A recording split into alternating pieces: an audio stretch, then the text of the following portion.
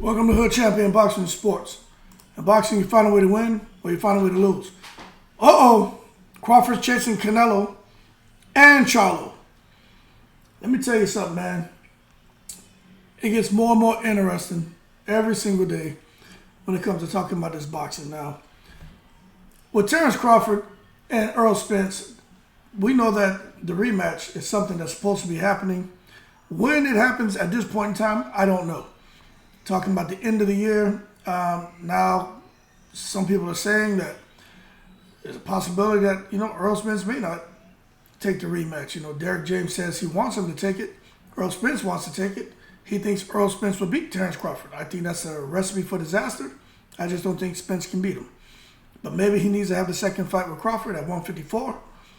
And maybe then he'll realize, okay, it had nothing to do with the weight, nothing to do with my previous injuries. It's just a matter of one person being better than the other, okay? And it happens. This is boxing. That's something that we all, that these guys realize when they get in the ring with someone, right? The best fighter doesn't win. It's the fighter who boxes the best, and Crawford boxed the best on that night. But the thing that's getting my attention is that, okay, well, if Crawford doesn't fight Spence, and we've talked about this already. If Crawford doesn't fight Spence, in my opinion, okay, when you're talking about a person's name, you're talking about their resume, and you're talking about marketability, in my opinion, for Terrence Crawford, he should fight Keith Thurman, okay? Now, some people disagree with me, and I understand. Keith Thurman's an active. I get it. I follow boxing. I don't need someone getting in my comments saying, oh, well, Keith Thurman this and that. He's been inactive. He hasn't looked the same. When's the last time he got a knockout? Hold your horses. Don't take it to the stupid, all right? We all follow boxing.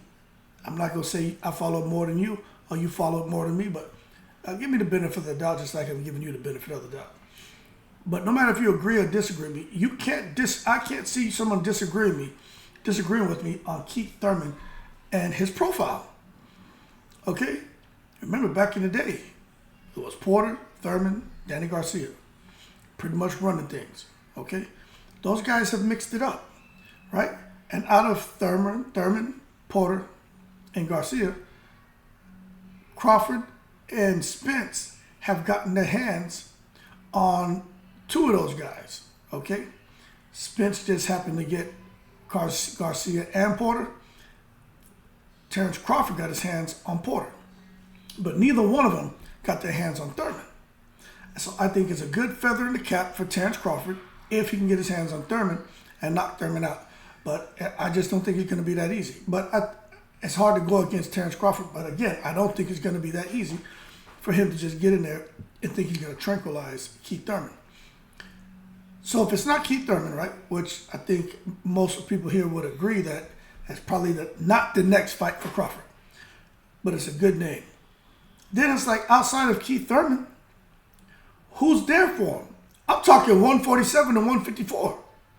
If it's not Errol Spence, it's not Keith Thurman. What's there for Crawford? And I'm telling you right now, even Crawford realizes that. There's nobody here for me. Oh, Bull Sitters, it's not the answer. There's no real money behind that. Who or what can Crawford go and fight? Because he's in that window where he's earned his position, right? Now, look, people, for Crawford, it's either going to be Charlo or it's going to be Canelo. Simple. Now, remember, Canelo already said, I can't come down to 158, 154, not even 160. Canelo, I just can't do it. Okay? So what Canelo did is he drew the line in the sand and said, no, I'm not doing it. I'm not going to give any credit. So check this out. Charlo's already saying, if he beats Canelo, which I think Jamel has a very good chance on beating Canelo, right? And I've explained it in other videos why. I'm not just saying that because I'm a bandwagonist. No, I think when you look at it stylistically, he has everything it takes to beat Canelo, okay? Very simple. But nonetheless, if Charlo beats Canelo, then he's at 168. Now, he's the undisputed at 168. He is not the undisputed at 154 because the WBO is stripping him. So Crawford's goal is to become 3 times undisputed. How does he do it? Because for his next fight, he either is going to rematch Spence or is going to become 3 times undisputed. He's going to go after Crawford, after Charlo, or going after Canelo. Now, for those of you saying, "Ah, man, you just throwing crap to the wind." No, I'm not. He said it. He was on the Joe Rogan podcast. So what happened is Crawford's had a tune change.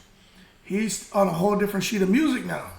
Before, he wasn't talking about going up that high. Crawford is now talking about going to 168 and challenging Canelo or Charlo, whoever wins. And I'm telling you right now, don't listen to what anyone is telling you. I'm telling you, this is a fact. This is a hood champion fact, right?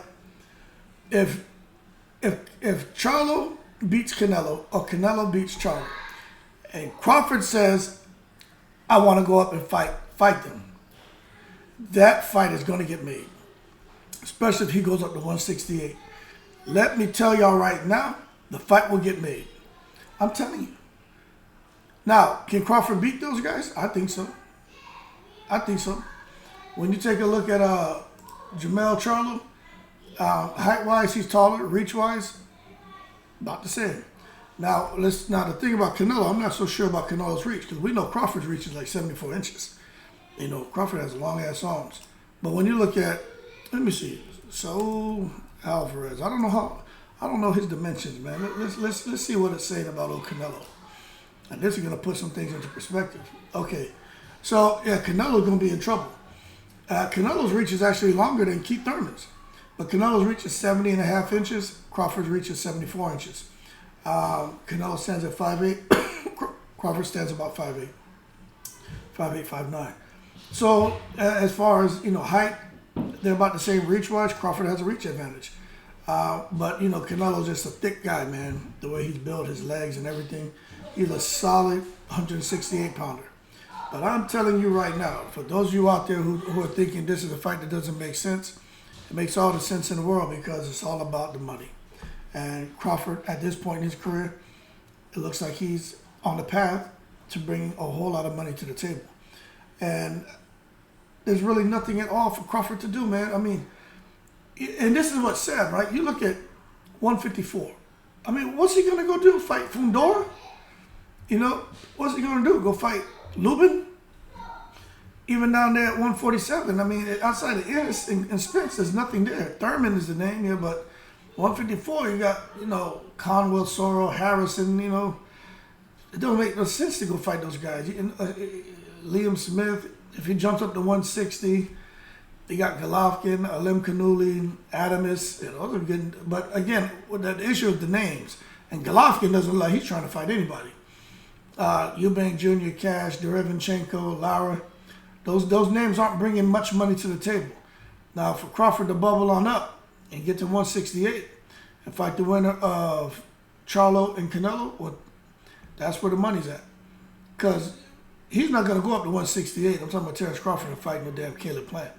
He's not fighting Morrell. And those are the big names. He's not fighting Ryder. He's not fighting Diego Pacheco, Munguia. The money guy, even David Benavidez, the money guy's Canelo. And Crawford just wants his money. And who knows, if this is the thing, if him and Spence pop off, that could be a trilogy. Jermell Charlo and Canelo Alvarez. If Charlo beats Canelo Alvarez, there could be a rematch. There could be a trilogy. You just don't know. So at the end of the day, for Terrence Crawford, although his aspirations are to become undisputed in 3 weight divisions, he may be in a holding pattern for quite some time, waiting for that. So the logical choice, when we really try to break this down to make sense of intelligently what's the next move for Terrence Crawford. Okay? Because if Charlo and Alvarez have a damn trilogy, just say there's a rematch. I'm sure there's going to be a rematch. But they say talk about a trilogy. They're out of pocket for over a year. Crawford's not getting those fights. Now you got Crawford sitting here at 147. Is it Spence? Shit, Crawford and Spence could end up having a trilogy. We don't know. I think it's going to end after the rematch. But then after that, maybe he fights Tszyu. So the bottom line is Crawford's going to have to stay busy. And I think a good fight would be, if not Spence, Thurman. Or maybe Spence, Thurman, Tszyu, and then he'll be ready for the winner of the trilogy if it goes that far with Canelo and what's his name, Charlo. But the bottom line is, although Terrence Crawford's in a good space by being undisputed, having recently clipped Earl Spence, Terrence Crawford's in a great space as far as his position. He's not in a great space as far as opponents to fight over the next year because the pickings are slim. Do you guys understand what I'm saying? Look, if I tell you what, if there's no Spence, right, and Canelo and Charlo are gonna know they're gonna have the first fight and a rematch. They're going to the summer of next year, and there's no so Crawford can't count on those guys until maybe the summer of next year. So now you're talking about a whole year where he has to sit in the holding pattern, and there's no Spence. Who is he gonna fight in that year? Thurman. Outside of Thurman, maybe Boots. Not Boots, maybe Tszyu. Thurman and Tszyu are realistically his next two opponents. Because I think Thurman brings more to the table as far as marketability than Boots Ennis. Just being honest with you. And then Tszyu, because Crawford can go pick up that WBO strap, so then he'll be sitting in a nice, in a good spot to where now he can go right into a shot, hopefully, with the winner of the rematch between Charlo and Canelo. So that's it, man. Bottom line for Terrence Crawford, man. He's in a good position as far as his status and what he's done, but he's in a whole position as far as opponents because he wants big money. And they don't exist. Those opponents don't exist. Charlo, Canelo, and maybe Thurman. And Spence. Outside of that, there's nothing. There's nothing for him. A lot of people for him to fight, but not the kind of money he's going to want. You know what I mean? And it's unfortunate. So he may have to get on phone to get that Saudi connection going so he can get his butt over there and make that little 30, 40 million against anybody because they're putting up real money. I don't know, I got to do a video. This one guy used to be a professional boxer, went over there to Russia, decided to tell Putin that he wants to be loyal to Putin. He even changed his last name to a Russian last name.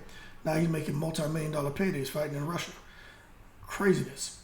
But that being said, Crawford's going to have to figure something out. If he's all about the money, he's going to have to figure it out because the opponents, they're just not there for him.